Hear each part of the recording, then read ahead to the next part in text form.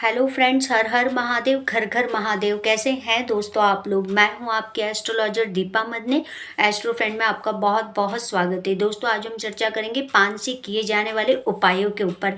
अगर किसी प्रकार का मुकदमा कोर्ट केस चल रहा है और आप उसमें जीत हासिल करना चाहते हैं तो इन पान के उपायों को जरूर प्रयोग में लाइए। विवाह में विलंब हो रहा है, शादी नहीं जम पा रही है, या गृहस्थी का सुख नहीं है, या पति पत्नी में तनाव बहुत ज़्यादा रहता है, तब भी ये पान का प्रयोग करके हम इन उपायों से अपने जीवन में इन परेशानियों को दूर कर सकते हैं। अगर व्यापार में घाटा हो रहा है या नौकरी में किसी तरीके से परेशानी चल रही है, तब भी हम इन पान के उपायों का प्रयोग कर सकते हैं। अगर पत्नी बहुत ज़्यादा बीमार रहती है और उसके सेहत में किसी भी प्रकार से सुधार नहीं हो रहा है, तब भी हम इन पान के प्रयोग का उपयोग कर सकते हैं। अगर आप अपने जीवन में लग्जरी पाना चाहते हैं, ऐशो आराम पाना चाहते हैं, अपनी लग्जरी को बढ़ाना चाहते हैं, तो किस तरह आप ये पान के उपाय को करके अपने जीवन में ऐशो आराम और लग्जरी को भी बढ़ा सकते हैं, ये सारी ही जानकारी मैं आपको दूंगी। लेकिन उससे पहले मेरा निवेदन है कि अगर आपने अभी तक मेरे चैनल को लाइक नहीं करा है, सब्सक्राइब नहीं करा है, तो आप पहले उसे लाइक कर लीजिए, सब्सक्राइब कर लीजिए और उसमें जो बेल आइकन का बटन है उसे जरूर प्रेस करिए ताकि मेरी वीडियो की हर नई जानकारी आप तक सबसे पहले पहुंच सके। चलिए दोस्तों, मैं अपनी चर्चा को आगे बढ़ाती हूँ। अब मान लीजिए दोस्तों, आप ये मान लीजिए कि अगर आपकी कुंडली में किसी भी तरीके से किसी जातक का शुक्र पीड़ित होता है, जब भी कुंडली में शुक्र पीड़ित होता है तो गृहस्थी में प्रॉब्लम आती है, पति पत्नी के वैचारिक मतभेद बढ़ जाते हैं, कहीं गृहस्थी में डिस्टर्बेंस होता है, या इनकी गृहस्थी में ऐसा होता है कि पति पत्नी में से किसी भी पति या पत्नी में से हो सकता है बाहर किसी का अफेयर तक चल जाता है। अगर किसी जातक की कुंडली में शुक्र नीच का होता है तो ये सारी कंडीशंस भी उस जातक के संग में बन जाती है। अगर वो उसका खुद का अफेयर ना चले तो उसके लाइफ पार्टनर का अफेयर किसी ना किसी के साथ बाहर चल रहा होता है। तो कहीं ना कहीं शुक्र जब नीच के हो जाते हैं या शुक्र खराब हो जाते हैं तो गृहस्थी में तनाव को बढ़ा देते हैं, गृहस्थी में वैचारिक मतभेद को भी बढ़ा देते हैं, शादी में विलंब को भी बढ़ा देते हैं। आपकी शादी नहीं जम पाती या कहीं ना कहीं प्रकार से आपकी शादी में कोई ना कोई परेशानी हो जाती है। क्योंकि शुक्र क्या है, शुक्र कहीं ना कहीं जीवन साथी का कारक ग्रह है, शुक्र गृहस्थी है, शुक्र लग्जरी है, शुक्र ऐशो आराम भी देता है क्योंकि शुक्र लग्जरी है। तो जब शुक्र ही नीच का हो जाता है तो ऐसे जातक के जीवन में कभी कभी ये परेशानियां काफ़ी ज़्यादा बढ़ जाती है और कभी कभी सिर्फ नॉर्मल तनाव, लड़ाई झगड़े, वाद विवाद जैसी एक जीवन में चलती रहती, या आपकी शादी या विवाह में विलंब हो रहा है। किसी भी तरीके से आपकी कुंडली में अगर शुक्र नीच का होकर बैठा है, शुक्र पीड़ित होकर बैठा है, शुक्र शत्रु राशि के संग में बैठा है, शत्रु ग्रह के संग में बैठा है, शत्रु के घर में बैठा है, किसी भी तरीके से कुंडली में अगर आपके शुक्र पीड़ित हो रहे होंगे तो आपके संग जीवन में घटनाएं खुद ब खुद होना शुरू हो जाती है।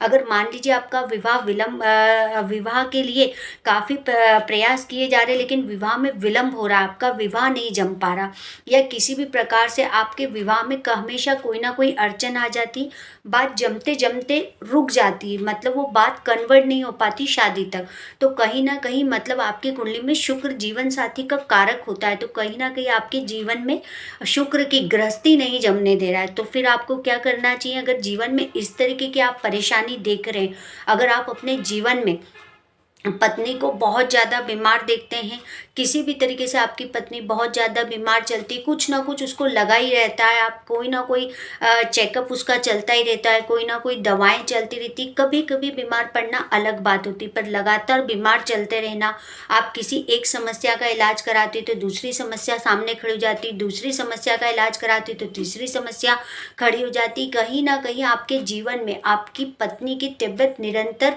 खराब पे खराब के खराब होती रहती है। हो सकता है कि आपके लाइफ पार्टनर ज़्यादातर बीमार ही रहती होगी, या ये हो सकता है कि आपको भी कहीं ना कहीं अपने जीवन में किसी न किसी तरीके से कोई पार्ट अपनी ज़िंदगी में, अपनी लाइफ में, खुद में भी आप अपने शरीर में किसी न किसी तरीके से कोई परेशानी को देख रहे होंगे।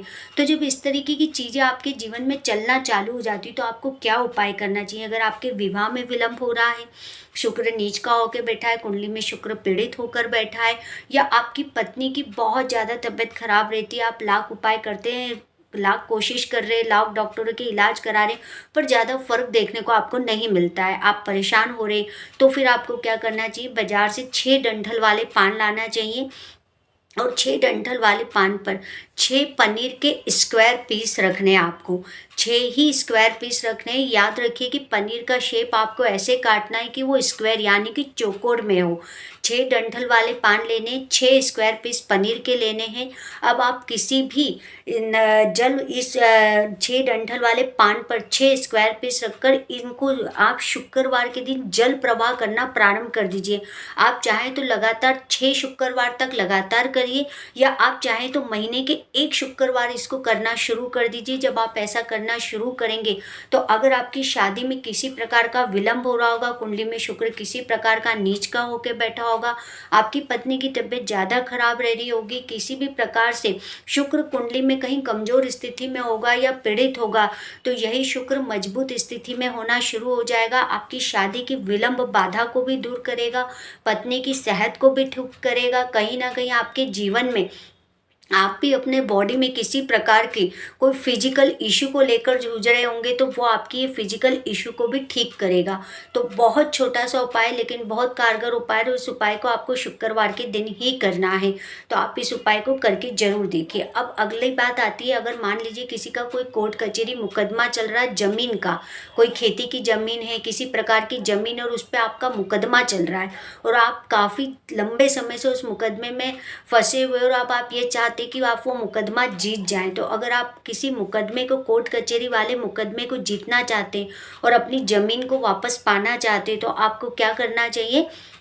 आपको मुकदमे में जीत हासिल करने के लिए आपको गुलकंद वाला पान लेना चाहिए। आप कहीं से भी एक पान बनवा लीजिए जिसमें गुलकंद की मात्रा ज़्यादा हो, उस गुलकंद वाले पान को लीजिए और जिस दिन आपकी कोर्ट की डेट है, आपको अपने मुकदमे के लिए जाना है, उस दिन आप मुकदमे में जाने से पहले इस गुलकंद वाले पान को लीजिए और किसी भी मंदिर की सीढ़ी पर आप रख दीजिए। आपको मंदिर के अंदर नहीं रखना है, आपको सिर्फ मंदिर की सीढ़ी पे रखना और उसी मंदिर की सीढ़ी पे अपने माथा टेक कर कि मेरी इस मुकदमे में जीत हो जाए। आप सिर्फ इतना बोलकर अपने मुकदमे वाली जगह जहां आपकी कोर्ट केस चल रहा है आप वहां चले जाइए।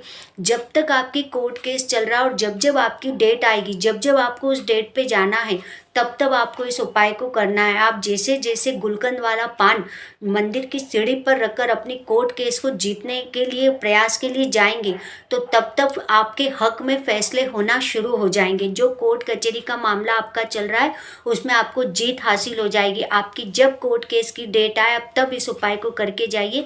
धीरे धीरे करके आप देखेंगे कि पूरा कोर्ट का फैसला आपके फेवर में हो गया और आप इस कोर्ट केस को जीत भी गए। तो बहुत छोटा सा उपाय, इस उपाय को आप जरूर करके देख लीजिए। अब मान लीजिए किसी तरीके से कुंडली में शुक्र नीच के होकर बैठे, पीड़ित होकर बैठे, या कुंडली में शुक्र किसी भी तरीके से आपको बुरा प्रभाव दे रहे हैं, तो और आपको उसके कारण व्यापार में घाटा हो रहा है, नौकरी में किसी तरीके से आपकी सैलरी नहीं बढ़ रही, उन्नति नहीं हो रही, तरक्की नहीं हो रही, तो फिर आपको क्या करना चाहिए। आप इस उपाय को इस तरीके से करेंगे कि आप गुलकंद वाले पान बनवाएंगे और छोटी छोटी कन्याओं को आप गुलकंद वाले पान देना शुरू करेंगे। आप 6 गुलकंद वाले पान बनवाएंगे और 6 छोटी कन्याओं को, जो 9 वर्ष तक की कन्या होगी, आप उनको बुधवार के दिन ये गुलकंद वाले पान खिलाना शुरू कर दीजिए। आप देखेंगे कि आपके व्यापार में जो घाटा हो रहा था, आपका व्यापार अच्छा नहीं चल रहा था, या नौकरी में कहीं दिक्कत चल रही थी, सैलरी को लेके दिक्कत चल रही थी, किसी भी प्रकार से आपको व्यापार में नुकसान हो रहा था, तो आप 9 वर्ष तक की कन्याओं को जो छोटी रहती हैं उनको 6 गुलकंद वाले पान आप हर बुधवार को खिलाना चालू कर दीजिए। आपका डूबता जहाज यानी कि डूबता बिजनेस भी उठकर प्रकाशमान हो जाएगा, यानी कि पूरी तरीके से आपका व्यापार दौड़ने भागने लग जाएगा और काफ़ी उन्नति करने लग जाएगा। तो बहुत छोटा सा उपाय, आप इस उपाय को भी जरूर करके देख लीजिए। अब मैं आती हूँ अगले उपाय पर। अगर आप अपने जीवन में लग्जरी को पाना चाहते हैं, कुंडली में किसी भी तरीके से शुक्र पीड़ित है, आप काफ़ी प्रयास करते हैं लेकिन आप अपने जीवन में लग्जरी नहीं पा पा रहे।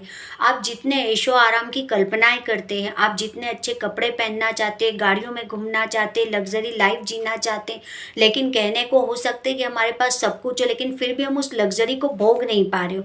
हमारा जीवन ऐसे ही हो गया हो कि घड़ी के कांटे की तरह सिर्फ हम काम कर रहे हैं, मेहनत कर रहे हैं, काम कर रहे हैं, मेहनत कर कर रहे हैं लेकिन हम लग्ज़री को हासिल नहीं कर पा रहे।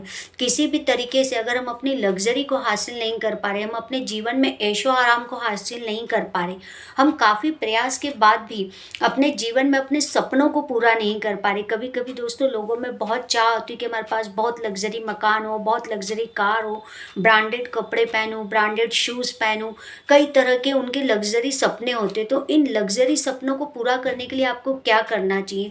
बहुत छोटा-सा उपाय लेकिन बहुत ज़बरदस्त उपाय। अगर आपकी कुंडली में किसी भी तरीके से शुक्र पीड़ित हो रहे, शुक्र खराब हो रहे, शुक्र कमज़ोर हो रहे, तो आपको क्या करना चाहिए दोस्तों? आपको मज़दूरों को गुलकंद वाला पान खिलाना शुरू कर देना चाहिए। आप 10 मज़दूरों को गुलकंद वाला पान खिलाना शुरू कर दीजिए।